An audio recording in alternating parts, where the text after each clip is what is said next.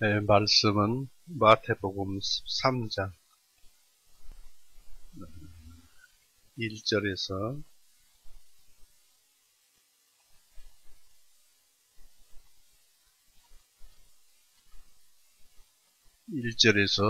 9절까지 읽어보시겠습니다. 마태복음 13장 1절에서 9절 말씀입니다. 같이 읽어보시겠습니다. 같은 날 예수님께서 그 집에서 나가셔서 바닷가에 앉으시니라. 큰 무리들이 주님께로 다 모여들므로 주님께서 한 배에 오르시어 앉으시고 온 무리는 해변에 서 있더라. 주님께서 그들에게 많은 것들을 비유로 말씀하시기를, 보라, 씨 뿌리는 자가 뿌리러 나가서 씨를 뿌릴 때 어떤 씨들은 길가에 떨어지며 새들이 와서 그것들을 먹어버렸고, 어떤 씨들은 흙이 얕은 돌밭에 떨어지며 흙이 깊지 아니하므로 곧 싹이 나오나 해가 솟아오르자 그것들이 시들어 뿌리가 없으므로 말라버렸고, 어떤 씨들은 가시나무들 사이에 떨어지며 그 가시덤불이 돋아나 그것들을 숨을 막히게 하였으며, 또 어떤 씨들은 좋은 땅에 떨어지며 얼마는 100배로, 얼마는 60배로, 얼마는 30배로 열매를 맺었느니라. 듣는 귀들이 있는 자는 들을지어다 하시니라. 같이 기도 드리시겠습니다.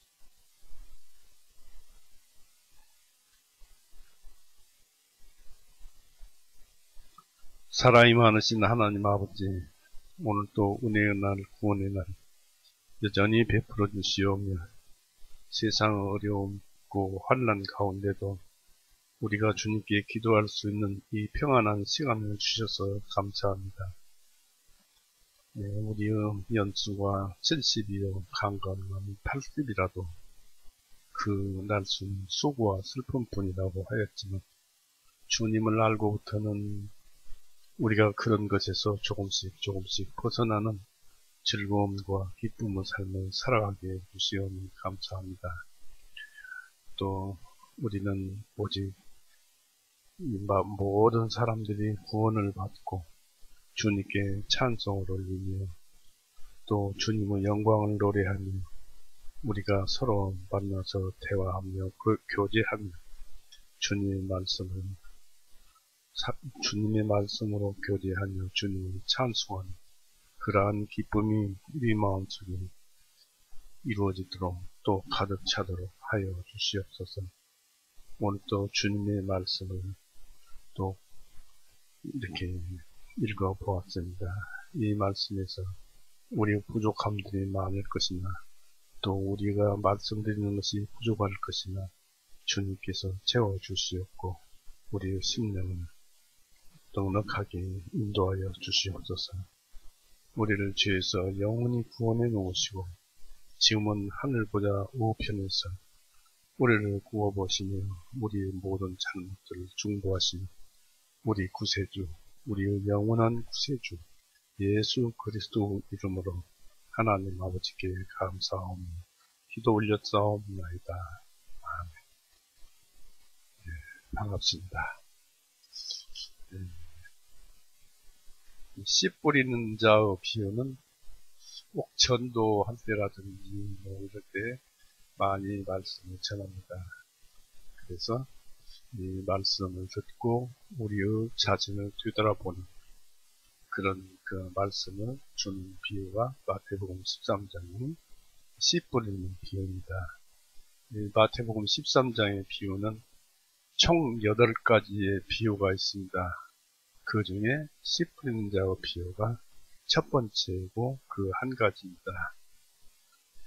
지난주에도 말씀을 드렸지만 이 씨 뿌리는 자의 비유와 이 품꾼의 비유는 그리스도교의 의무보다는 이 개념을 잘 설명해 주고 있습니다.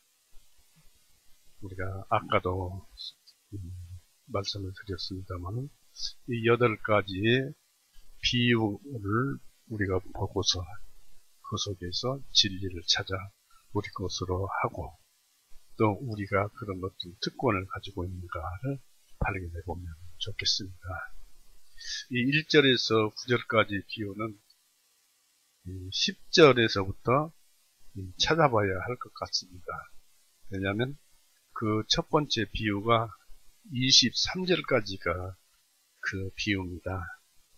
그렇기 때문에 또 이 10절의 비유를 제대로 해석하고 또 이해할 수 있는 그 말씀은 10절에서부터 그리고 예수님께서 9절까지의 씨 뿌리는 비유를 상세히 또 설명을 해 주셨어요. 그래서 그것을 읽어봐가면서 우리가 성경을 찾아보겠습니다. 10절에서부터 봅니다. 10절에서 12절을 봅니다. 제자들이 나와 주님께 말씀드리기를 주님 어찌하여 그들에게 비유로 말씀하시니까 하니 주님께서 그들에게 대답하여 말씀하시기를 그 까닭은 하늘 왕국의 신비들을 아는 것이 너희에게는 허락되었으나 그들에게는 허락되지 아니하였기 때문이다. 이는 누구든지 가진 자는 받아 더 풍성하게 될 것이요 그러나 누구든지 가지지 못한 자는 그 가진 것까지 빼앗긴다 하고 여기 기록되어 있습니다. 제자들이 예수님께 어찌해서 비유로 말씀하시나이까. 제자들은 이런 그 9절까지의 비유를 잘 알고 있지만 왜 비유로 말씀하시나이까 라고 예수님께 질문을 했습니다.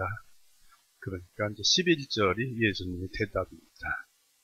이 제자들에게는 이런 것들이 알고 있지만은 같이 온 많은 무리들이 있었는데 배에서 타고 해변에 무리들이 있었으니까 많은 수가 모였겠죠. 무리들에게는 그런 말씀이 안 주어졌습니다. 그러니까 이 말씀은 제자들에게는 다시 생각하게 하고 새로 모인 무리들에게는 이 말씀 이해하도록 하기 위해서 주신 것입니다.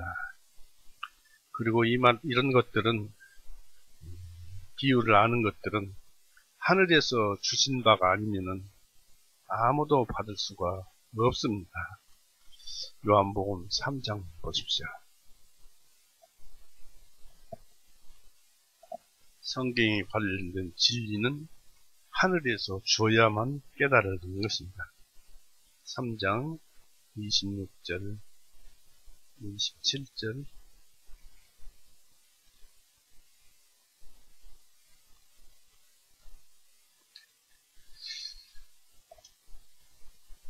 그들이 요한에게 와서 요한에게 말하기를 이게 이제 침례 요한이죠. 요한에게 말하기를 랍비여 보소서 요르단강 건너편에서 선생님과 함께 계시던 분 곧 선생님이 증언하신 그분께서 예수님께서 침례를 주시니 모든 사람이 그분께로 가고 있나이다 하니 요한이 대답하여 말하기를 그것은 하늘로부터 그분에게 주시지 아니하였다면 사람은 아무것도 받을 수 없느니라고 하였습니다. 예수님이 침례를 주신 것이 아니고 제자들이 준 것인데 그 침례 요한의 제자들이 말을 하기를 이제 침례를 준다 하니까 침례 요한이 그런 것들은 하늘로부터 그분에게 그런 그 권세를 주시지 아니하였다면 사람은 아무것도 받을 수 없는다. 그러니까 하나님의 일이라면 하나님과 관련된 모든 것이라면 하나님께서 우리에게 다 주신 것이라는 것입니다.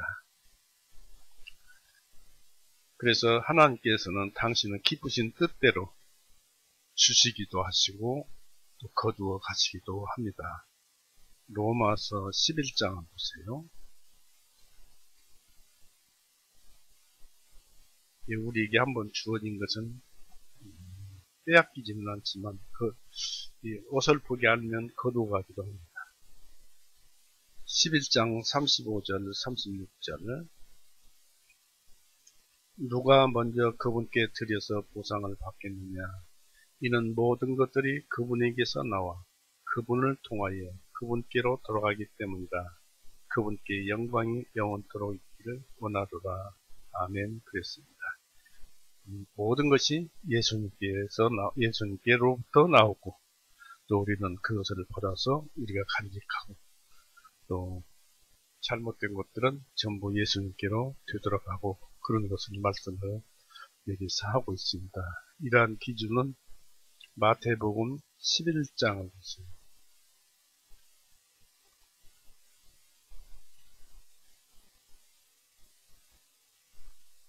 마태복음 11장 25, 26절 그때에 예수님께서 대답하여 말씀하시기를 오 하늘과 땅의 주님이신 아버지여, 아버지께서 이런 일들을 지혜롭고 총명한 자들에게는 숨기셨고 어린아이들에게는 드러내셨사오니 감사하나이다. 과연 그러하옵나이다. 아버지여 그렇게 하시니 아버지 보시기에 선하셨나이다. 그래서 세상 지식에는 하나님이 나타나지를 않습니다. 세상 것으로 세상의 지식으로 철학이나 문학이나 이런 것들로 해서 아무리 하나님을 찾아도 찾아지지가 않습니다. 다만 어린아이들처럼 마음이 맑고 깨끗한 사람들처럼 그런 사람들에게는 하나님의 말씀이 제대로 들려집니다. 그렇기 때문에 지혜롭고 총명한 자들에게는 이 세상에서 지혜롭다, 총명하다, 세상 것으로 그런 자들에게는 하나님의 진리를 숨기셨고 어린아이들에게는 세상 지식을 모르는 어린아이들에게는 맑은 영혼들에게는 드러내셨사오니 감사하나이다. 그래서 우리는 항상 말씀을 들을 때마다 온전한 정신, 맑은 정신, 깨끗한 마음으로 들어야 되겠습니다. 이 마태복음 13장 12절에서는 은혜를 바라지 않는 자 또는 가지고 있는 은혜를 올바르게 사용하지 않는 자들에게 경고가 있습니다. 이런 자들은 뿌리를 가지고 있지 않으며 견고한 원리도 가지지 못한 자들인 것입니다. 즉 다시 말해서 구원을 받고도 구원 하나에만 딱 붙들어져 있고 거기에서 앞으로 더 나아가지 못한다면 이렇게 원리나 어떤 앞으로 나아가는 그런 것들이 둔해지죠. 그래서 가지고 있지만 가진 것을 사용하지 않는다면 자기가 구원을 받았고 구원의 능력을 가지고 있고 하나님이 함께 하시는데도 그 앞으로 나가는 것, 진리를 알아서 하나님을 찬송하고 형제자매를 사랑하는 그것을 행하지 않는다면 그것은 그가 가진 것도 가졌다고 보여지는 것도 결국 빼앗길 것이다 이것입니다. 구원받고도 형제자매가 서로 사랑하지 않는다면 나중에는 서로 사랑하는 것 자체가 없어져 버리죠. 그래서 이런 은혜의 방편들을 가지고 있으면서 사용하지 않는 자는 빼앗기게 될 것이며 끝내는 그들의 달란트, 그들이 가지고 있는 달란트, 하나님으로부터 태어날 때 세상에서 주신 여러가지 세상적 할 수 있는 일에 대한 달란트, 이런 것들까지도 회수하실 것이다 이것입니다. 그리고 이제 13절에는 저희가 보아도 보지 못하고 있습니다. 13절 보십시오. 마태복음 13장 13절 그러므로 내가 그들에게 비유를 말하는 것은 그들이 보아도 보지 못하고 들어도 듣지 못하며 또 깨닫지도 못하기 때문이라 했습니다. 보아도 보지 못하고 그들은 예수님의 명백한 설교와 분명한 빛에 대해서 눈을 감아버렸습니다. 예수님께서 말씀하시는 것은 진리요 빛인데 그 그것에 대해서 눈을 감아버렸습니다. 예수님의 설교를 듣지만은 보거나 마음을 힘써서 보거나 듣지 않습니다. 그들은 아무것도 그러니까 못 들으니까 못 보니까 이해를 하지 못합니다. 보며 빛을 보고 소리는 듣지만은 마음에 와서 닿거나 자리 잡지 못하는 사람들이 많이 있습니다. 빛에 대해서 눈을 감아버리는 사람에게는 하나님께서 빛을 가져가 버립니다. 또 빛을 가져가 버리는 것은 하나님의 당연한 처사입니다. 왜 그러냐면 우리가 눈을 감아 보십시오. 캄캄하지요. 그것은 곧 하나님께서 빛을 가져가 버리는 것과 같다는 것입니다. 그래서 우리가 성경 말씀이나 진리의 빛에 마음을 쓰지 않고 눈을 감아 버린다면 하나님께서 가져가 버렸다는 것입니다. 그리고 이제 14절 15절 보십시오. 이사야의 예언이 그들에게 성취되었으니 말하기를 너희가 듣기는 들어도 깨닫지 못할 것이요 너희가 보기는 보아도 알지 못하리라. 이는 이 백성이 마음이 우둔하여 그들의 귀는 듣는데 둔하고 그들의 눈은 감았기 때문이니 이것은 언제라도 그들이 눈으로 보고 귀로 들으며 마음으로 깨달아 회심함으로 내게 고침을 받지 못하게 하려 함이라 하였는다. 이 말씀 속에 해답은 다 들어있지요. 그러니까 언제라도 눈으로 지켜뜨고 진리를 보고 또 귀로 듣고 또 마음으로 깨달아야 한다는 것이죠. 그래서 회심함으로 회개, 돌이킴으로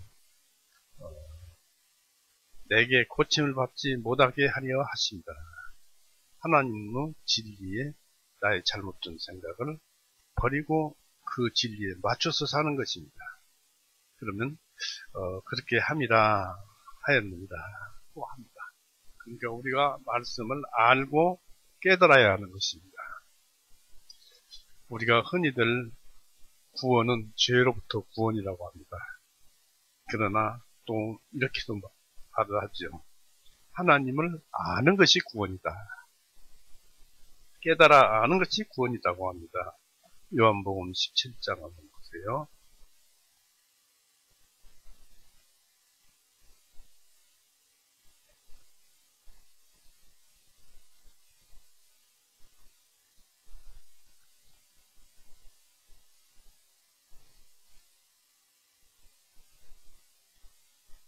(17장) 2절에서 3절을 보겠습니다. 아버지께서 아들에게 모든 육신을 다스리는 권능을 주신 것은 아버지께서 아들에게 주신 많은 사람에게 영원한 생명을 주게 하려 하심입니다. 이것이 영원한 생명이오니 곧 사람들이 아버지께서 유일하신 참 하나님이신 것과 아버지께서 보내주신 예수 그리스도를 아는 것입니다. 알아야 믿죠. 그래야 구원을 받는 것입니다. 그것이 생명이다. 예수님을 아는 것이 생명이라고 했습니다. 그리고 아버지께서 아들에게 모든 육신을 다스리는 권능을 주신 것은 이제 우리의 육신은 예수님께서 다스리고 계십니다. 그런데 우리는 예수님께 항상 대적하고 그런 삶을 삽니다. 내 욕심대로 살려고 하는 것입니다. 그런 예수님을 반하는 삶인 것입니다. 그래도 이 세상에서는 그렇게 살아도 하나님께서 받아주신다는 것은 참으로 놀랍고 감사한 은혜가 아닐 수가 없습니다.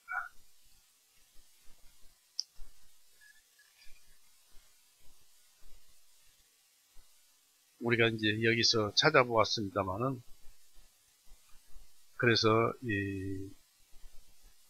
우리가 눈을 감아버리면 말씀에 대해서 눈을 감아버린다는 것은 우리가 좀 더 생각해 봐야 할 점이 있습니다. 항상 주님의 말씀과 동행해야 할 것입니다. 그리고 또 이 말씀은 이사야서 6장 9절 10절에서 인용된 것입니다. 이사야 6장 9절 10절 보세요.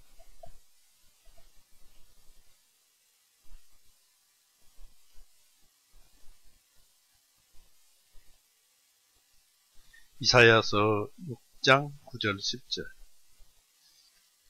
이 말씀을 예수님께서 인용하셔서 말씀하신 거예요. 이에 그분께서 말씀하시기를 가서 이 백성에게 말하되 참으로 너희가 듣기는 들어도 깨닫지 못할 것이요 참으로 보기는 보아도 알지 못하리라 하여 이 백성의 마음은 무디게 하고 그들의 귀는 둔하게 하며 그들의 눈은 닫을지니 이것은 그들이 눈으로 보고 귀로 듣고 마음으로 깨달아 회심함으로 돌이킴으로 고침을 받지 못하게 하려 합니다 하시기. 예, 하나님의 말씀을 듣고 돌이키고 또 회개하고 돌이켜서 하나님께 나아가야 되는 고침을 받는 것인데 그들이 그렇게 하지 않으니까 고침을 못 받는다는 것입니다.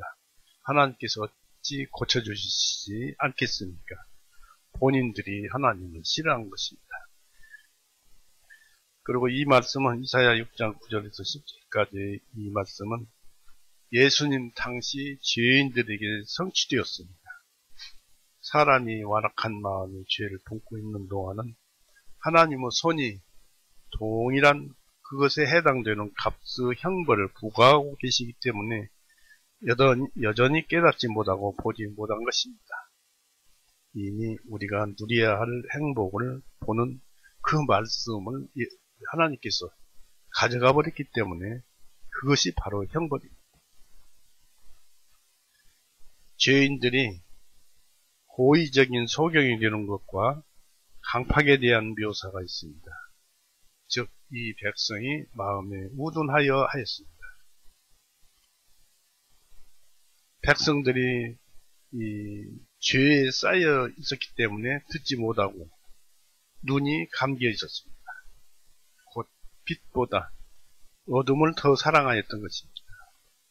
사람들이 하나님의 말씀과 그 섭리를 보면서도 우리는 늘 성경을 보고 살면서 하나하나가 섭리예요. 아침에 일어나서 세수하고 옷 입고 식사하고 출근하고 일하고 저녁에 들어와서 식사하고 잠자고 하루 일과 전부가 하나님의 섭리입니다. 즉 하나님께서 다스려 나가는 그런 일과다 이것입니다. 그래서 우리는 그것을 깊이 생각해 봐야 돼요. 내가 내 자신대로 살아야 되겠는가. 하나님께서 주시는 은혜 속에서 그 섭리로 이루어져서 우리의 모든 것을 인내하고 참으시고 그래도 우리의 삶대로 이해하시고 삶을 또 그렇게 허락을 하시니까 우리가 그러한 섭리 속에서 살고 있는데 좋은 섭리, 좋은 뜻대로 살려면은 하나님 말씀에 의해서 사는 것이 얼마나 좋겠습니까? 그래서 우리는 이런 것들을 볼 때마다, 들을 때마다 우리의 그 하루하루를 살펴봐야 할 필요가 있습니다. 그리고 이렇게 이 하나님의 말씀과 그 섭리를 보면서도 우리의 삶의 행태를 보면서도 거기에서 그 하나님이 어떤 생각을 하실까? 뜻이 무엇인가? 우리에게 이루어지는 것도 하나님의 뜻이니까 이게 무엇을 말씀하시는가? 나쁜 일도 우리에게서 이루어지는데 그것도 하나님의 섭리인데 왜 나쁜 일이 발생하도록 하나님께서 우리에게 허락하시고 그것이 이루어졌는가? 그것을 우리가 깊이 생각해 봐야 한다는 것입니다. 그래서 그런 것들을 깨닫지 못하는 것은 그 자체가 곧 죄요 심판인 것입니다. 심판이라기보다는 이 백보자 심판 이런 것이 아니고 징벌의 심판이라는 얘기입니다. 보고 듣고 깨닫는 것은 돌이키는 데 필요합니다. 돌이킴은 하나님께로 돌이킴은 평강으로 진입인 것입니다. 하나님께 돌이킨다면 소경에서 귀머거리에서 우둔함에서 고침을 받는 것입니다. 16장 17절 보십시오. 마태복음 13장 16절에서 17절 보십시오. 그러나 복되도다 너희 눈들은 보기 때문이요. 제자들에게 말씀하시는데 너희 눈들은 보기 때문이요 너희 귀들은 듣기 때문이라. 이는 진실로 내가 너희에게 말하노니 많은 선지자들과 의인들이 너희가 보는 것들을 보기 원하였으나 그들은 보지 못하였고 너희가 듣는 것들을 듣기 원하였으나 그들은 듣지 못하였느니라고 합니다.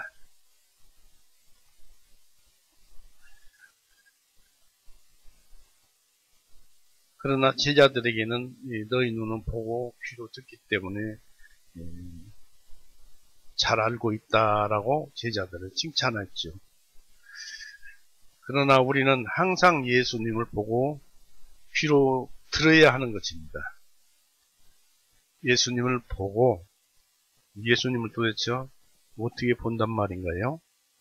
그 다음에 예수님을 보고 예수님의 말씀을 귀로 들어야 하는 것입니다. 메시아의 날에는 보는 자의 눈이 감기지 않을 것이라고 하였습니다.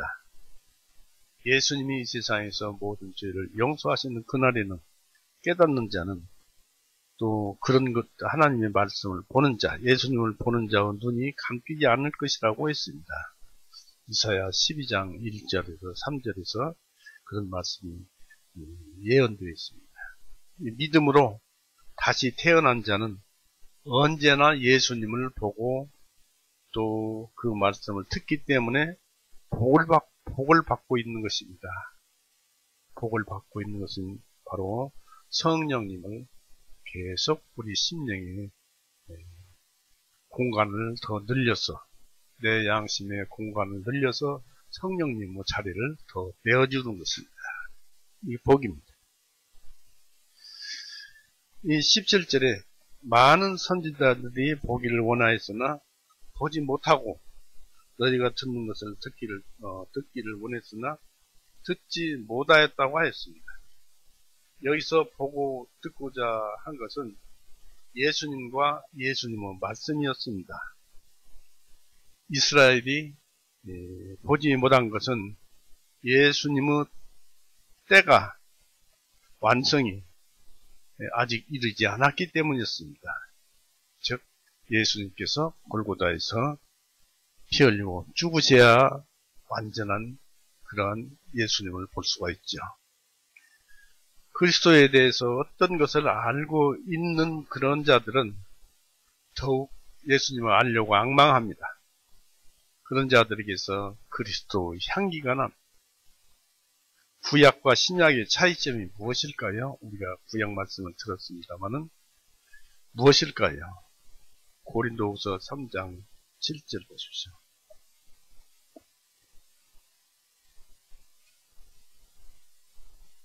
고린도후서 3장 7절에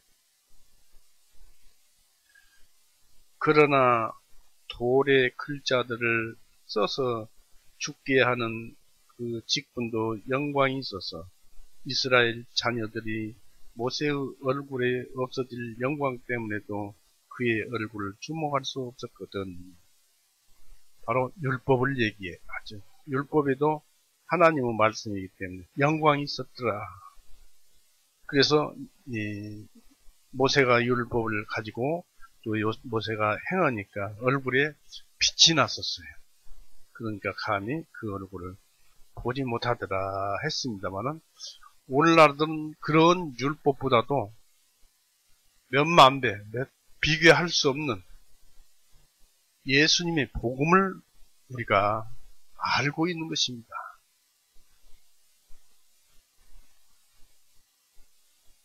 우리가 그냥 성경책 이렇게 보고 있으니까 그렇게 이상하게 생각할지 모르겠습니다만은, 구약에는 그 시내산에서 하나님께서 율법을 써서 주셔서 모세에게 주고, 또 모세가 빛나서 백성들 앞에 돌아다닐 때, 오늘날도 우리가 실제적으로 그걸 본다면 다 놀랄 것입니다.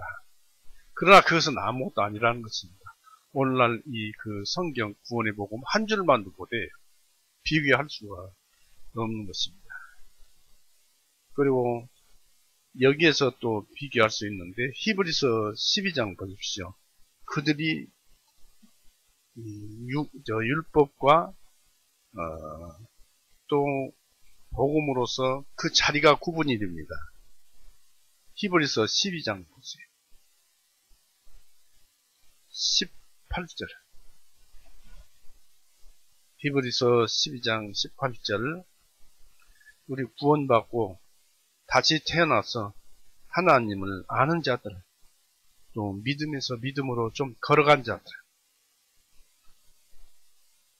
18절에 그런 자들에게 너희가 이른 곳은 만질 수 있는 산도 아니요 불이 붙는 산도 아니요 흑암과 어두움과 폭풍과 나팔소리와 말씀들이요 음성도 아니라, 그 음성을 들은 자들은 더 이상 그 말씀이 자기들에게 말씀하시지 아니하시기를 간구하였느니라. 이는 만일 짐승 한 마리라도 그 산에 닿기만 하면 돌로 침을 당하거나 또는 화살로 찔림을 당하라는 명령을 그들이 견디지 못하였기 때문이라. 그 광경이 그렇게 무서웠기에 모세도 말하기를 내가 심히 두렵고 떨린다 하였느니라. 이것은 율법이 그렇게 무섭더라는 얘기입니다. 여러분 그 중간에 율법에 대해서 말씀을 드립니다만, 율법이 누구 뜻입니까? 하나님의 뜻입니다. 하나님의 판단이요, 하나님의 결정이요, 하나님의 말씀이고 하나님이 뜻이기 때문에 하나님 마음이 그거가 있어요. 그 율법이 그들에게는 참 무서웠어요. 하나님이니까. 그래서 내가 심히 두렵고 떨린다 했느니라. 그러나 너희가 와 있는 것은, 우리가 이제 믿고 구원을 받고 와 있는 것은 시온산과 살아계신 하나님의 도성인 하늘 예루살렘과 셀 수 없는 천사들의 무리와 하늘에 기록된 처음 난 자들의 총회와 교회에게와 모든 이의 심판관이신 하나님께와 완전하게 된 의인들의 영들에게와 새 언약의 중보이신 예수님께와 이 아벨의 피보다 더 좋은 것들을 말씀하시는 뿌린 피에게입니다. 우리들은 이미 믿음으로 지금 천국에 들어가 있는 것이다 라는 것을 여기서 얘기하고 있습니다. 이렇게 복음은 위대한 것입니다.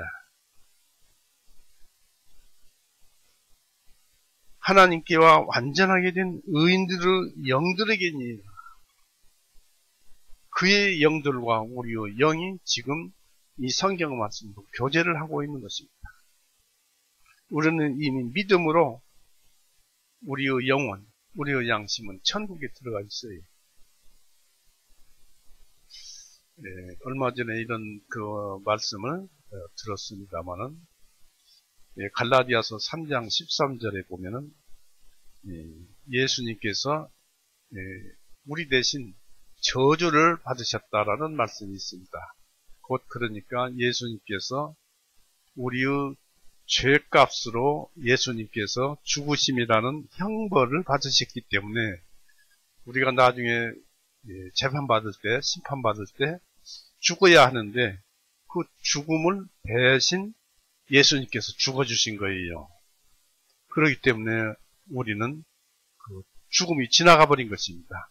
죄의 싹슨 사망이라고 그랬는데 그것이 지나갔어요. 그래서 예수님께서 가져가신 것은 죄가 아니고 그 죄의 싹스를 가져가셨기 때문에 실질적으로 우리의 모든 죄를 가져가셔서 이제 우리의 양심은 깨끗해졌다는 것입니다. 그 양심이 바로 나예요.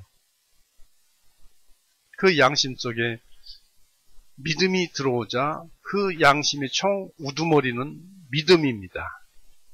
그래서 나를 앞세우기 전에 믿음을 먼저 앞세우고 내 생각대로 하기 전에 믿음에서 우선해서 행하기 바랍니다. 그것이 곧 우리 그리스도인들의 의무이기도 합니다.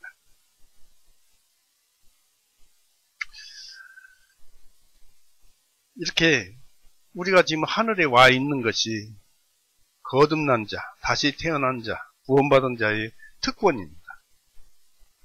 또한 하나님의 은혜입니다. 그래서 우리는 항상 예수님께 감사하지 않을 수가 없습니다. 이제 18절에는 그 8가지 비유 중에 첫 번째 비유인 씨 뿌리는 자에 대한 비유를 말을 하고 있습니다. 13장 18절. 그러므로 너희는 씨 뿌리는 자의 비유를 들으라고 했습니다.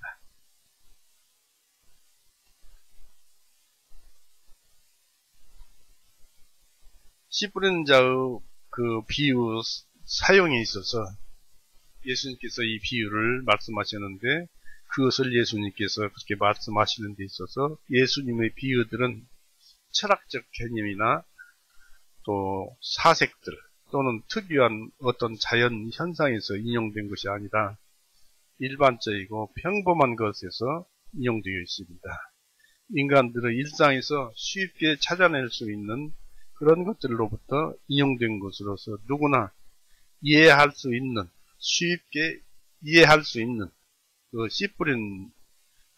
씨 뿌리는 자나 또 독보리의 비유입니다. 씨 뿌리는 자가 있고 또 이제 이 비유 다음에 가라지 비유가 나오죠. 독보리. 피죠. 피. 논의 비유와 같이 농부들의 일상에서 예수님께서 말씀하신 것입니다. 이런 비유로 인해서 영적인 일들이 보다 분명하게 되고 잘 아는 비유들에 의해서 예수님 말씀의 뜻을 더욱 쉽게 이해하게 하려 하셨던 것입니다. 이런 비유로 일반적인 행동들이 정신적인 의무로 해석되고 있습니다.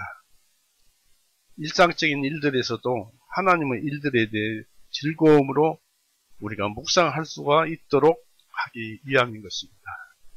그러니까 우리의 생활 하나하나에서 하나님의 이야기를 들을 수가 있다는 것입니다.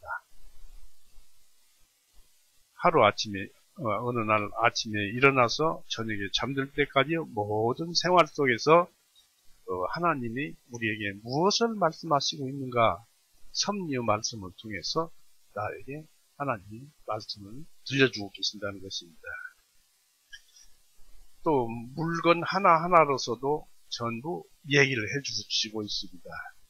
쉽게 얘기를 하면은 이 눈을 하나님께서 지으셨죠. 사람을 만들 때 눈을 지으셨어요. 그러니까 하나님께서 눈을 만드신 자가 어찌 보지 못하시겠느냐. 또 코도 만드셨어요. 그래서 코를 만드신 분이 어찌 숨을 쉬지 않고 냄새를 맡지 못하시겠느냐 라는 것입니다. 또 그 다음에 이제 흔히 귀를 또 들어서 얘기하면 귀를 지으셔서 우리 붙여주신 분이 어찌 모든 소리를 하나님께서 듣지 못하시겠느냐 라는 것입니다. 그리고 입이 있습니다. 입을 붙여서 우리에게 붙여서 무엇을 먹기도 하고 또 말을 하기도 합니다. 그래서 입을 만들어주신 분이 어찌 말을 아니하시겠느냐 이것입니다. 그분이 원하시는 것이 무엇이겠느냐 이것입니다. 손이 있습니다. 우리는 손으로 이런저런 일을 합니다. 하나님께서 이 세상 또는 영적인 일에 있어서 어찌 일하시지 아니하시겠느냐 지금도 하나님께서는 일하고 계십니다. 이것은 단순히 눈, 코, 귀, 입, 손 이런 것까지만 말씀을 드렸습니다마는 하나하나에 다 하나님 말씀이 스며져 있고 우리가 그것을 못 알아듣고 있어요. 깊이 생각을 하고 따져보면은 다 알아들을 수가 있는 것입니다.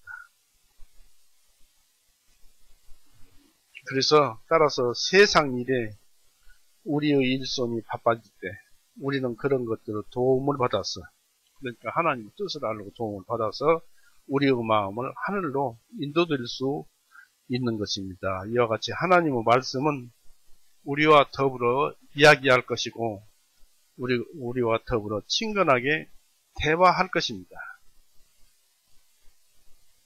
즉 우리가 하나님을 보고 하나님과 대화할 것이다 이것입니다.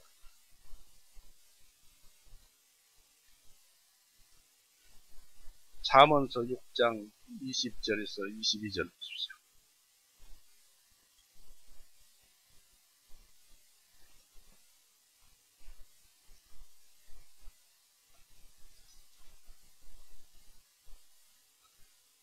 시편 뒤에 잠언서 26장 20절에서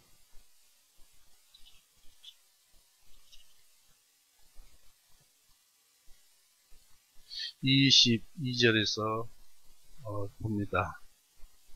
20절, 22절, 23절, 잠언서 6장 20절. 누구든지 자기 아버지와 자기 어머니를 저주하는 자의 등불은 캄캄한 어둠 속에서 꺼지리라.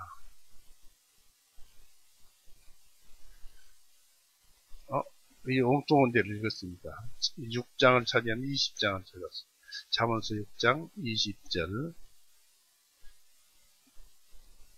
내 아들아, 네 아버지의 명령을 지키고 네 어머니의 법을 버리지 말지니라.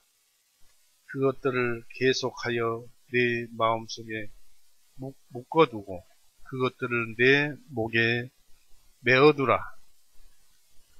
네가 걸을 때 그것이 너를 인도하고 네가 잠들 때 그것이 너를 지켜주고 네가 깰 때 너와 더불어 말하더니 이는 명령이 등불이며 법은 빛이며 교훈의 책망들은 생명의 길이 되어 너를 그 악한 여자로부터 지키고 낯선 여자의 아첨하는 혀로부터 지키기 때문이라 했습니다.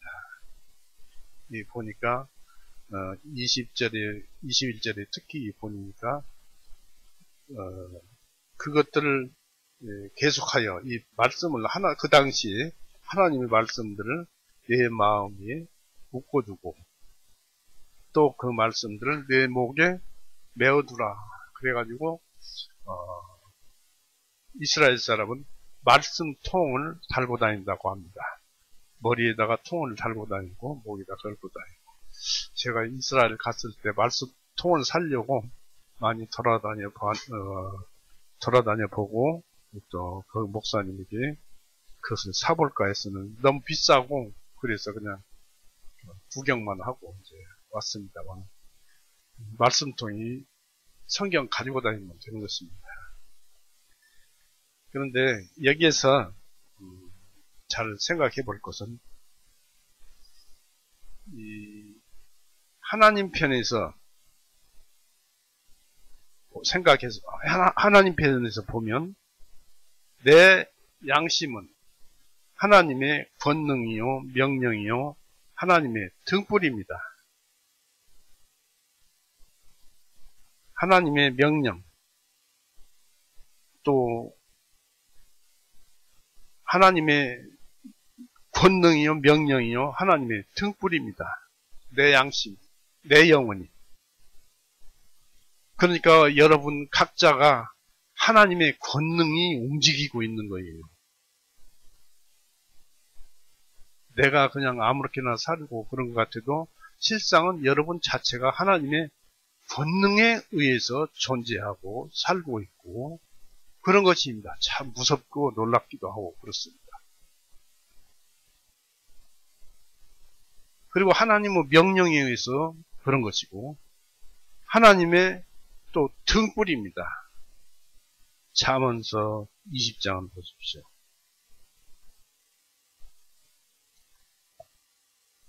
잠언서 20장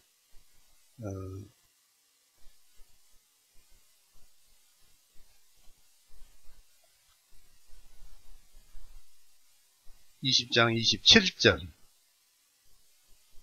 사람의 영은 양심이라고 그랬죠.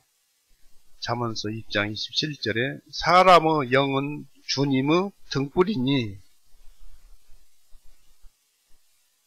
뱃속에 있는 모든 깊은 부분들을 자세히 살피느니라. 사람의 영은 하나님의 등불이에요. 그리고 또 이것은 하나님의 권능으로 만들어진 것입니다. 우리는 바로 하나님의 권능으로 세워져 있고 만들어져 있어요. 그런데 하나님의 권능인 자가 죄를 짓는다는 건 말이 안 되죠. 그리고 하나님의 등불이. 그리고 인간의 편에서 이제 보면은 하나님의 법은 우리 양심이 바라보는 하나님이십니다. 그리고 빛입니다. 잠언서 6장 20절 보십시오.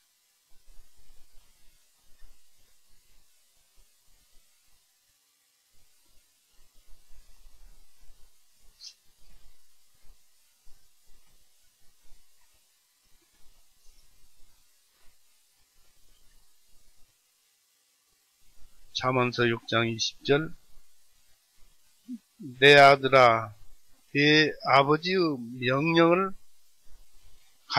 가지고 내 어머니의 법을 버리지 말지니라. 이게 아버지 어머니는 다 하나님을 가리키는 것인데 명령을 지키고 내 어머니의 법을 버리지 말라고 했습니다.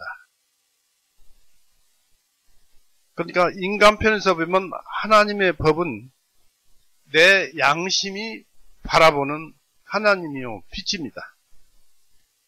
등불입니다. 6장 20절 또 23절 보십시오. 21절. 너희들은 주목하여 내 마음 위에 묶어두고 그것들을 내 목에 메어두라. 네가 걸을 때 그것이 너를 인도하고 네가 잠들 때 그것이 너를 지켜주고 네가 깰 때 너와 더불어 말하리니 이는 명령이 등불이며 했습니다. 바로 하나님의 명령은 권능이에요. 권능. 빛이기도 합니다. 이게 등불입니다. 빛. 그리고 그 다음에 법은 빛이며 했습니다. 하나님의 법은, 하나님의 뜻은, 하나님의 법은 빛이에요. 우리 양심이 볼 때 하나님의 법은 빛이에요. 그래서 하나님의 그 법이 빛이라고 했는데 이걸 누가 보아서 사람 편에서 볼 때 내 양심이 바라보는 하나님이 바로 빛이시라는 것입니다. 또 그것이 법입니다. 그러니까 인간 편에서 보면 하나님의 법은 내 양심이 바라보는 하나님의 빛입니다. 또 교훈과 책망은 생명의 길이 됩니다. 로마서 8장 9절을 보세요.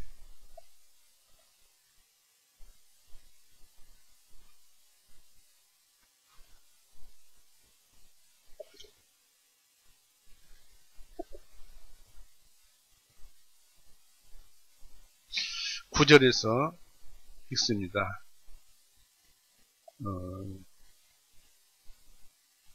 그러나 만일 하나님의 영께서 너희 안에 거하시면은 너희가 육신 안에 있지 아니하고 성령님 안에 있나니. 그러니까 이게 하나의 명령이고 성령님 안에 있으라는 얘기죠. 성령님 안에 있나니 이제 만일 누구든지 그리스도의 영이 없으면 그는 그리스도의 사람이 아니니라. 만일 그리스도께서 너희 안에 계시면 몸은 죄로 인하여 죽은 것이나 성령님은 의로 인하여 생명이니라 했습니다. 성령님이 우리 안에 있잖아요. 성령님이 죽습니까? 성령님은 생명이지요. 생명 자체가 내 양심 안에, 내 믿음 안에 있기 때문에 바로 내가 생명이에요. 하나님께서 주신 생명, 예수님께서 주신 생명. 11절에 그러나 만일 예수님을 죽은 자들로부터 일으켜 세우신 분의 영께서 너희 안에 거하시면, 이미 생명을 가지고 있으면 그리스도를 죽은 자들로부터 일으켜 세우신 그분께서, 하나님께서 너희 안에 사시는 그분의 영에 의하여 너희 죽을 수밖에 없는 몸들도 일으켜 세우시리라 했습니다. 이 믿음을 가지면 말씀이 우린 이 마음에 들어오죠. 예수님께서 내 모든 죄를 용서하셨다는 것이 복음아닙니까? 피 흘려 죽으시고 우리 죄값을 대신 갚아주셨다는 것이 우리가 믿어져서 구원을 받은 것 아닙니까? 그 말씀이 우리 안에 양심에 기록되어 있잖아요. 그것은 곧 그 말씀에서 생명을 얻었는데 그 말씀 속에 성령님이 계시기 때문에 믿음과 동시에 성령님이 함께 들어와서 나는 생명, 살아있는 자가 준 것입니다. 그래서 우리는 이 죽을 수밖에 없는 욕심도 살리리라 했는데 어느 때, 지금이 아니에요. 지금은 이 욕심은 죽어있는 상태입니다. 죄와 함께 죄를 많이 진 욕심이었고, 본래 이 죄 없는 욕심이 이 죄를 많이 지어서 참 나쁘게 되었어요. 그러나 본래 하나님께서 지으신 모든 것은 선하다고 하셨기 때문에 우리 욕심은 선한데, 그렇지만 하나님께서 말씀하시기를 너희는 흙이니 흙으로 돌아가라고 했기 때문에 죽어 있는 것입니다. 죄 때문에. 그것을 성령님이 다시 하나님의 말씀에 의해서 살리시리라는 말씀이 11절입니다. 10절입니다. 로마서 아까 찾아봤죠. 로마서 8장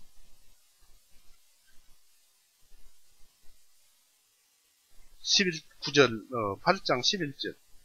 그러나 만일 예수님을 죽은 자로부터 일으켜 세우신 분의 영께서 너희 안에 거하시니, 그리스도를 죽은 자들로부터 일으켜 세우신 그분께서, 하나님께서 너희 안에 사시는 그분의 영에 의하여, 성령에 의하여 너 죽을 수밖에 없는 몸들도 일으켜 세우시리라. 어느 때? 이제 세상 끝날 백보자 심판 때 우리 육신을 다시 일으켜서 살리시고, 그 다음에 천국으로 들어갈 때는 살리신 다음에 변화를 시켜서 천국에 들어가는 것입니다. 그것이 우리에게 남아있어요.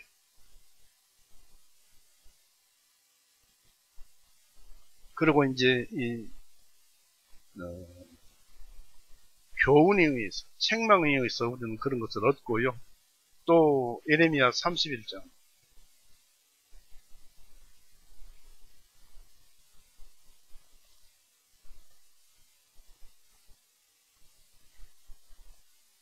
예레미야 31장 33절.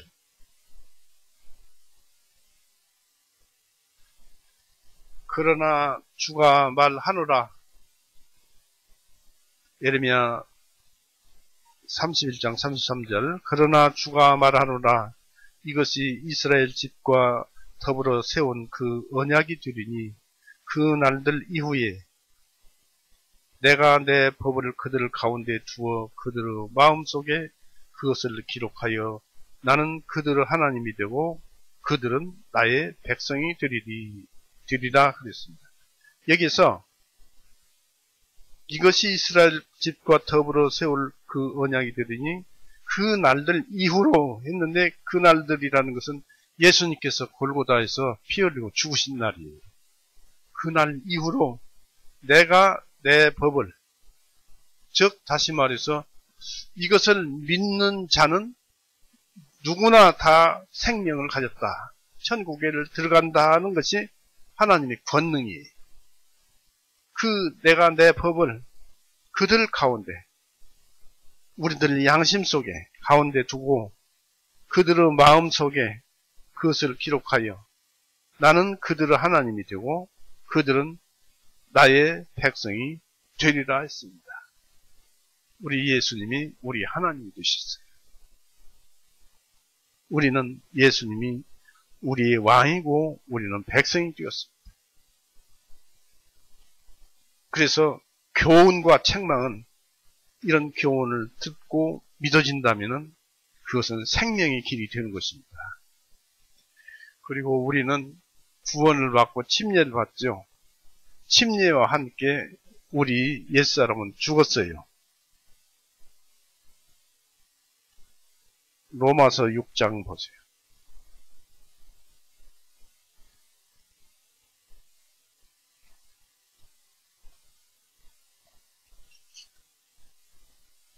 로마서 6장 2절에서 4절 봅니다.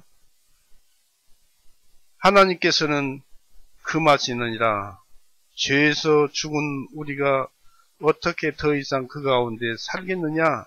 예수님께서 내 육신을 대신에 죽어주셨기 때문에 우리는 예수님과 똑같은 사람이 되어, 우리는 예수님과 같이 똑같은 사람이 되어야 돼요. 근데 예수님이 그렇게 죄 때문에 죽으셨으면 우리도 죄 때문에 죽어 있어야 해요. 죄에 대해서 죽어 있어야 돼요. 육신. 그래서 죄에게 죽은 우리가 어떻게 더 이상 그 가운데 살겠느냐. 예수님 말씀을 아멘 했기 때문에 예수님께서 죄에 대해서 죽으셨잖아요. 죄값으로.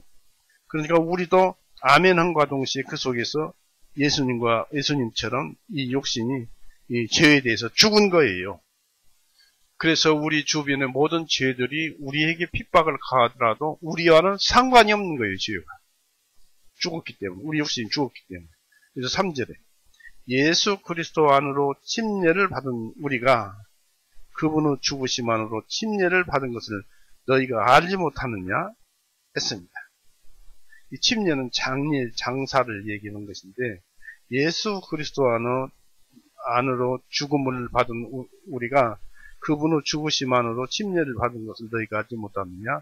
그러므로 우리가 죽으심 안으로 침례를 받아 주님과 함께 장사되었나니 우리가 주님과 함께 죽었다는 얘기입니다. 이는 그리스도께서 아버지의 영광으로 죽은 자들로부터 일으켜 세우심을 받은 것 같이 우리도 또한 새로운 생명 안에서 행하게 하려 하시기 때문이다. 예수님께서 다시 살으셨잖아요. 죽었다가. 그래서 예수님과 함께 죽었고 또 예수님과 함께 죽었기 때문에 하나님에 의해서 우리도 다시 살아날 것이다 라는 것을 여기에 기록하고 있습니다. 그래서 골로새서 2장 보십시오.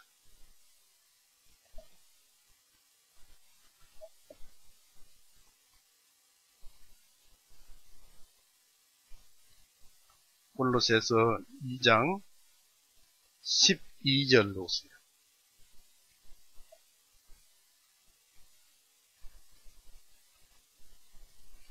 너희가 침례로 주님과 함께 장사되었고 하나님께서 주님을 죽은 자들로부터 일으키신 그 활동하심을 믿음으로 인하여 너희도 주님과 함께 일으키심을 받았느니라. 우리가 그것을 가지고 있어요.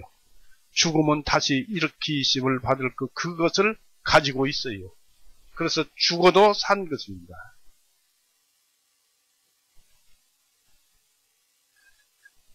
놀라운 은혜들을 우리가 가지고 있습니다. 그걸 한번 볼까요? 우리가 죽은 것을 베드로전서 3장 21절 보세요. 그 전에 출애굽기 33장 20절을 보십시오.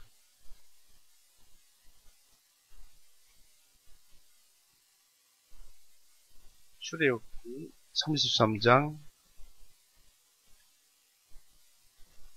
20절.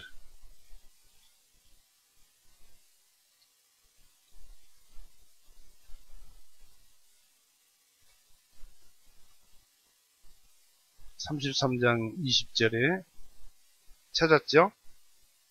그분께서 말씀하시기를 내가 내 얼굴을 보지 못하리니 이는 나를 보고 살 자가 아무도 없기 때문이라. 이렇게 여기 기록해 놨습니다. 하나님은 법이고 빛이고 그렇습니다. 예전에는 우리 양심이 그것을 상세히 보지를 못했어요. 그러나 지금은 봅니다. 그래서 우리 옛사람은 죽은 거예요. 하나님을 보았기 때문에 육신은 죽은 것이다. 베드로전서 3장 26절.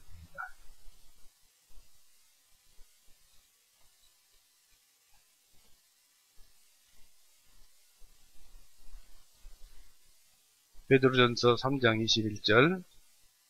이것은 예수 그리스도 부활에 의하여 이제 우리를 구원하시는 것과 동일한 모형이니 곧 침례라. 육체의 더러움을 제거함이 아니요 오직 선한 양심이 하나님을 향하여 응답하는 것이니라. 하나님을 향하여 응답하는 것이니라는 뜻은 하나님을 보는 것입니다. 그 죽어야 되는데 안 죽잖아요. 우리가 하나님 보고. 하나님의 법을 우리가 보는 것입니다. 즉, 아까도 말씀을 드렸습니다만 하나님의 법은, 모든 법은 내 양심이 바라보는 하나님이에요. 말씀이 하나님이에요. 하나님은 말씀이 하나님이에요. 내 양심이 바라보는, 그러나 그냥 마음으로 대충 보는 것이 아니고 양심이 순수하게 하나님의 법을 바라볼 때 그 법이 바로 하나님이시고 빛이십니다. 우리는 그걸 그렇게 보고 있어요. 하나님. 이것은 뭐 하늘에서 어떻게 뭐 이렇게 신비하게 뭐 이렇게 하나님이 그냥 어떤 하얀 옷을 입고 나타나서 하나님을 보여주시는 것이 아니고 말씀이 하나님이에요. 그래서 요한복음 1장 1절에도 태초에 말씀이 있었나니 그 말씀이 곧 하나님이시라고 했지 않습니까? 말씀이 하나님. 우리는 그 말씀과 대화하고 있고 교제하고 있는 것입니다. 하나님과 동행하고 또 말씀과 동행하고. 그래서 믿는 자는 이처럼 옛사람은 죽었어요. 옛사람은 죽고 하나님 앞에 산 자가 되어 있습니다. 그리고 이 육신은 죽었지만 예수님은 그 육체를 관리를 하기 때문에 예수님께서 내 안에 와서 살면서 내 육체를 관리하고 계세요. 현재 살고 있는 이 육체는 예수님께서 내 육체를 관리하고 계세요.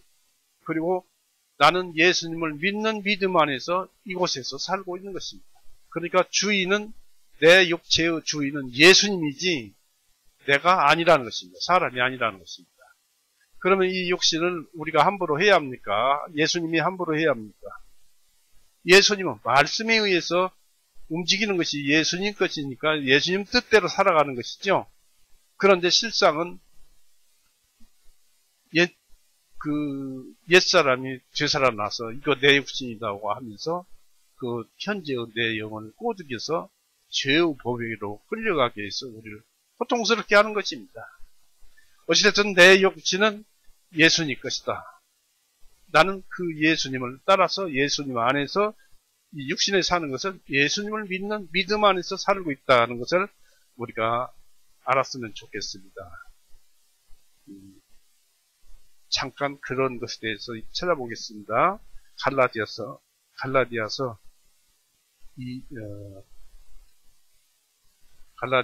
2장 보세요.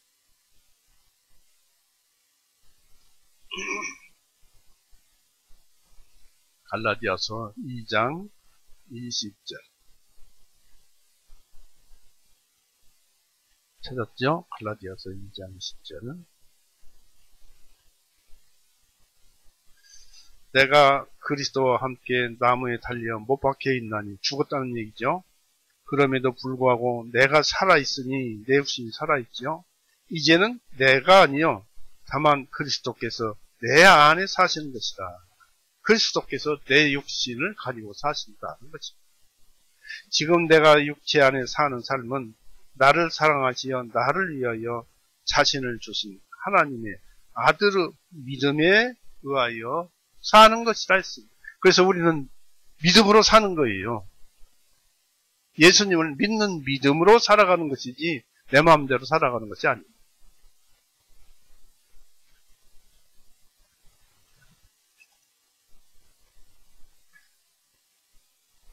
우리가 이제 이 하나님의 그 섭리나 하나님의 말씀이나 우리가 하나님과 교제를 하는데 어떻게 하나님을 보는가 이런 것들에 대해서 알아보다가 여기까지 왔습니다만은 이제 다시 본문으로 가서 씨 뿌리는 자의 비유는 명백합니다.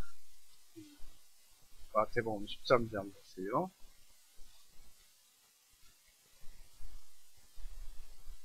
13장 3절에서 9절 말씀은 보면 아주 예수님이 잘 표현하셨어요. 13장 3절 보세요. 주님께서 그들에게 많은 것들을 비유로 말씀하시기를 보라. 씨 뿌리는 자가 뿌리러 나가서 씨를 뿌릴 때 어떤 씨들은 길가에 떨어지며 새들이 와서 그것들을 먹어버렸고 어떤 씨들은 흙이 얕은 돌밭에 떨어지며 흙이 깊지 아니하므로 곧 싹이 나오니 해가 솟아오르자 그것들이 시들어 뿌리가 녹슨으로 말라버렸고 어떤 씨들은 가시나무들 사이에 떨어지며 가시던 물이 돋아나 그것들이 숨이 막히게 하였으며 또 다른 씨들은 좋은 땅에 떨어지며 얼마는 100배로 얼마는 60배로 얼마는 30배로 열매를 맺었느니라고 하였습니다.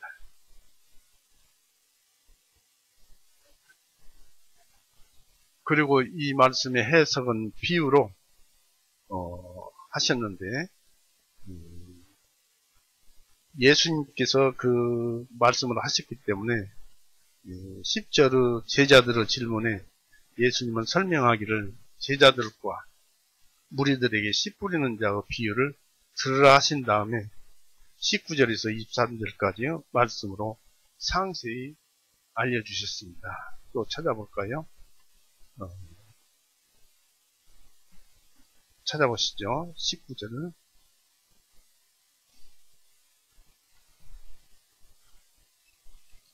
그러므로 너희는 씨 뿌리는 자의 비유를 들으라. 누구든지 왕국의 말씀을 듣고 그것을 깨닫지 못할 때는 말씀을 듣고 그냥 흘려들어서 그냥 치우쳐버릴 때는 또는 감춰버릴 때는 사악한 자가 와서 마음속에 뿌려진 것을 빼앗아 가나니 이것은 곧 길가에 씨를 받은 자니라. 이 사악한 자는 마귀를 가리킵니다. 우리가 말씀을 듣고 그냥 마음속으로 잊어버린다는 것은 졸리고 잠이 온다는 것은 사탄이 와서 그 말씀을 뺏어가 버리려고 그러는 거예요. 그리고 여기에서 뿌려진 씨는 하늘 왕국 말씀으로 불려지고 있습니다. 하늘 왕국, 천국. 즉 천국에서 복음은 오고 그 복음은 세상 하늘 왕국을 가르칩니다. 교회를 가르친다는 얘기입니다. 교회는 하늘 왕국, 땅에 있는 교회는 하늘 왕국입니다. 이 하늘 왕국 말씀은 예수님, 우리 주님, 왕의 말씀이며 그 말씀에 능력이 있고 우리는 그 말씀에 지배를 받아야 합니다. 또 이 뿌려진 씨, 곧 뿌려진 말씀은 죽은 것 같이, 이 성경 말씀이 그냥 아무 소리도 없잖아요. 죽은 것 같이 보이고 바짝 마른 물건같이 보이는 뿌려진 씨입니다. 이 말씀은 아무것도 아닌 것 같죠. 그러나 이 말씀 속에는 모든 소산물이 실제로 그 속에, 말씀 속에 들어있습니다. 그것은 썩지 아니할 씨, 모든 것이 들어있는 씨입니다. 베드로전서 1장 보세요. 말씀은 모든 것을 가지고 있는 씨입니다. 썩지 아니할 씨입니다. 베드로전서 1장 23절. 너희가 다시 태어난 것은 썩어질 씨로 된 것이 아니요 다만 썩지 아니할 씨로 된 것이니 곧 살아계시고 영원히 거하시는 하나님의 말씀으로 난 것입니다. 그 속에 모든 것이 다 들어있습니다. 그리고 이 씨는 어디에 열매를 맺습니까? 우리 마음속에 열매를 맺고 있는 것입니다. 바로 마음속에 이 뿌려진 씨, 그 마음속에 열매를 맺는 복음입니다. 골로새서.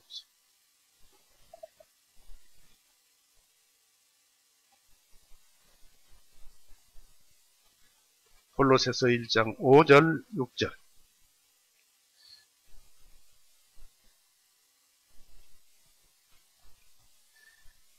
이는 너희를 위하여 하늘에 쌓아둔 소망 때문이니 이 소망은 너희가 전에 복음의 진리의 말씀에서 들은 바라. 이 복음의 너희에게 이름으로 너희가 듣고 진리 안에서 하나님의 은혜를 알게 된 그날로부터 온 세상에서와 같이 또한 너희 안에서도 열매를 맺는도다. 이 뿌려진 씨가 그렇다는 것입니다. 죽어있는 것이 아니다 이것입니다. 살아있습니다. 성경 말씀. 이 씨를 뿌리는 자는 우리 예수님이시고 신이 그분 자신이 그분의 사역자에 의해서 씨를 뿌립니다. 씨를 뿌린다고 그렇게 말씀하고 있어요. 13장 37절을 보십시오. 13장 37절에 이는 내 말들로 인하여 내가 의롭게 되고 내 말 13장 37절 주님께서 대답하여 그들에게 말씀하시기를 좋은 씨를 뿌리는 자는 인자요 했습니다. 바로 사역자들을 통해서 뿌리는 것입니다. 그리고 사역자들은 하나님의 동역자라고 기록되어 있습니다. 성경에. 그리고 전도는 씨를 뿌리는 것입니다. 우리는 그 씨가 어디에 뿌려져야 하는지를 잘 모릅니다. 다만 우리가 아는 것은 그 땅은 좋고 깨끗하다 해서 씨를 뿌리기에 알맞다는 것 뿐입니다. 말씀을 뿌리는 것은 하나님의 들판에 곧 백성들에게 뿌리는 것입니다.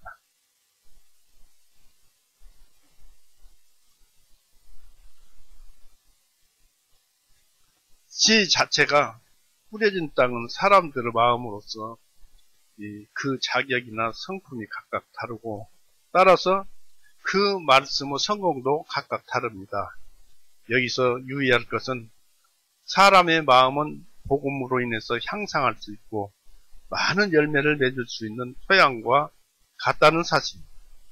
그러나 그것이 묵혀지거나 게으르고 강팍한 자같이 되는 것은 가슴 아픈 일입니다. 말씀을 안 들으면 그래요. 그것을 성경 말씀 살아있고 그 씨가 되고 열매를 맺고 살아있고 소생시키는 것인데 그 말씀을 귀양 보내면 되겠습니까? 잠언서 24장 보세요.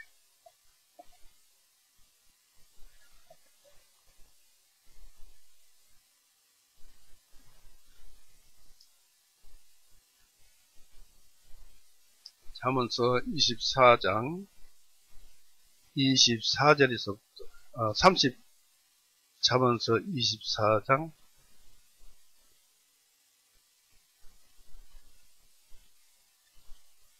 30절에서부터 봅니다. 잠언서 24장 30절에서부터 제가 읽어봅니다. 내가 게으른 자의 발과 총명이 없는 사람의 포도원을 밭과 게으른 자의 밭과 총명이 없는 사람의 포도원을 지나갔더니 보라 그것의 모든 것이 가시 덩굴과 더불어 자랐으며 엉겅퀴가 그 지면을 덮었고 돌담이 무너졌느니라. 그때 내가 보고 곰곰이 생각하였으며 그것을 바라보고 교훈을 받았느니라. 아직까지는 좀 더 자자, 좀 더 졸자, 손을 모으고 좀 더 자자 하면 네 가난이 여행하는 자같이 올 것이요 네 궁핍이 한 군사같이 이르리라. 뭐 했습니다. 좀 더 자자, 좀 더 자자 하면 그 끝은 영적인 가난이요 모든 실질적인 가난으로 와서 사람을 멸망시키거나 파괴시키거나 그럴 것입니다. 참 가슴 아픕니다. 마음은 하나님의 말씀이 거하고 역사하고 지배하기에 적합한 장소입니다. 그 자격은 양심 위에 근거하며 주님의 등불을 밝히는 것입니다. 양심에서 하나님은 일하십니다. 우리가 어떤 사람인가에 따라서 말씀도 우리에게 달리 일합니다. 곧 말씀을 받아들이는 사람에게 달려 있습니다. 무엇을 말씀합니까? 시인을 말씀을 듣고 마음의 깊은 마음에서 양심이 깨닫고 어떤 것을 시인하느냐에 따라서 그렇게 되는 것입니다. 마태복음 10장을 보십시오. 마태복음 10장 32절 33절. 그러므로 누구든지 사람들 앞에서 나를 시인하면 나도 하늘에 계신 내 아버지 앞에서 그를 시인할 것이요.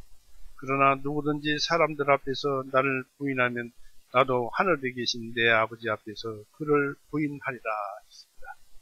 그래서 어떤 것은 이해하고 어떤 것은 이해하지 못하는 데 따라서 그 사람도 각기 그 받아들이는 것이 다르다는 것을 우리는 알 수가 있을 것입니다. 이런 일은 땅에 있어서도 마찬가지입니다.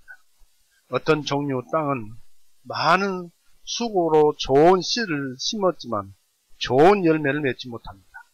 그러나 좋은 땅은 풍성하게 열매를 맺습니다. 이 비유에서 네 가지 종류 땅에, 즉 셋은 나쁘지만 하나는 좋습니다. 이런 땅으로 묘사된 서로 상이한 특징을 가진 사람은 마음에 있어서도 마찬가지입니다. 여기서 말씀을 들었음에도 열매 없는 자가 많다는 사실입니다. 그래서 이사야 53장 1절에 또 요한복음 12장 37절에 누가 우리의 전하는 것을 믿었느뇨? 라고 탄식하는 기록이 있습니다. 그러나 우리는 사람들이 열매를 맺든지 안 맺든지 말씀을 전합시다. 예수님의 비유 해석의 말씀을 읽어보겠습니다. 18절, 마태복음 13장 18절 보십시오. 18절에서 쭉 읽을 것입니다. 그러므로 너희는 이 뿌리는 자의 비유를 들으라. 누구든지 왕국의 말씀을 듣고 그것을 깨닫지 못할 때는 사악한 자가 와서 마음속에 뿌려진 것을 빼앗아 가나니 그것은 곧 길가에 씨를 받은 자니라. 알려고 하지 않으면 다 뺏어가 버린다.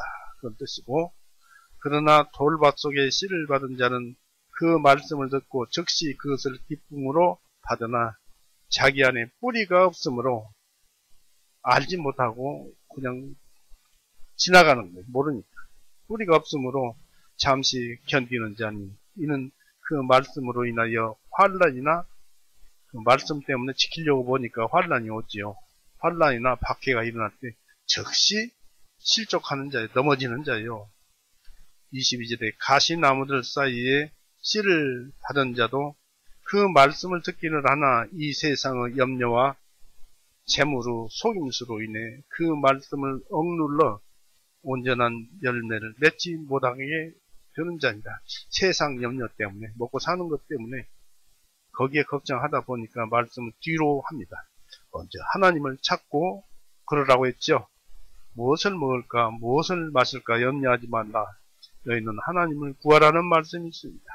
하나님을 먼저 생각하고 세상 일도 그 다음에 생각을 해서 꾸려나가야 그게 우리의 지혜입니다. 그래서 맺지 못하게 하는 것입니다 했고, 23절에 그러나 좋은 땅 속에 씨를 받은 자는 그 말씀을 듣고 그 말씀을 깨달으며 열매도 맺는 자니 얼마는 100배로 얼마는 60배로 얼마는 30배로 열매를 맺느니라 하시니라고 했습니다. 그래서 우리가 말씀을 제대로 깨달아 알면은 하나님의 은혜, 살아서 숨쉬고 역사하는 은혜를 우리 영혼 속에 100배로 60배로 30배로 키워서 우리가 그리스도인으로서 하나님의 영광을 노래하는 참된 그리스도인이 될 것입니다. 또한 이것을 또 다르게는 전도로 비교해서 전도를 많이 하라는 그런 말씀, 그런 말씀도 됩니다만은 먼저 우선은 우리의 심령을 살찌우고 열매를 많이 맺고 그런 다음에 그 속에서 우러나와서 우리의 생활 삶 속에서도 그 그리스도의 향기를 품어내야 할 것입니다. 우리는 그런 삶을 삽시다. 오늘은 여기까지 하고 말씀을 마치겠습니다. 기도하시겠습니다. 사랑이 많으신 하나님 아버지, 오늘 또 씨 뿌리는 비유 속에서 우리가 어떠한 사람이 되어야 할 것인가 우리에게 가르쳐 주셨습니다. 또한 우리가 어떻게 하나님을 뵙고 또 어떻게 찬송을 드리는가 그것도 배웠습니다. 또 이 씨는 말씀이고 이 씨 뿌리는 비유 속에서 참으로 우리는 하나님의 그 말씀 속에 모든 세상 보화가 다 들어있음도 배웠습니다. 그러나 영적인 보화 바로 성령님을 우리는 바랍니다. 주님, 우리의 삶이 어떨 때는 올바르게 가다가도 넘어질 때가 있고 일어났다가 다시 쓰러질 때도 있지만 하나님께서는 그 모든 것을 참아주시고 또 긍휼히 보고 불쌍히 여겨서 우리를 일으켜 세우셔서 다시 한 걸음 한 걸음 나가게 해주시는 것을 감사드립니다. 또한 우리 자체가 하나님의 권능이요 모든 것이 하나님의 권세인데도 우리가 내 것이냐 나의 권능으로 나의 권세로 하는 것은 참 잘못된 것인 줄 우리가 압니다. 그런 것도 이제 하나둘 죽여주시옵고 또 우리를 주님 안에서 온전히 저 자신을 하나님께 바치는 이제 온전히 하나님 것이 되게 하는 그런 우리가 되게 되어서 그 삶 하나하나가 감사한 삶을 사는 것이 되도록 인도하여 주시옵소서. 그리고 오늘 여기에 나온 모든 분들이 그러한 진리 속에서 살게 하여 주시옵소서. 사랑과 은혜가 우리 교회 성도님들에게 함께 하게 하여 주옵소서. 우리를 죄에서 영원히 구원해 놓으시고 그것을 기초로 많은 보화를 주시는 또 우리의 잘못을 우리가 알고 주님께서 하셔서 하나님께 중보하시며 우리를 바로 바른 길로 가게 하시며 우리 구세주 예수 그리스도 이름으로 하나님 아버지께 감사하며 기도 올렸사옵나이다. 아멘. 마치겠습니다. 찬송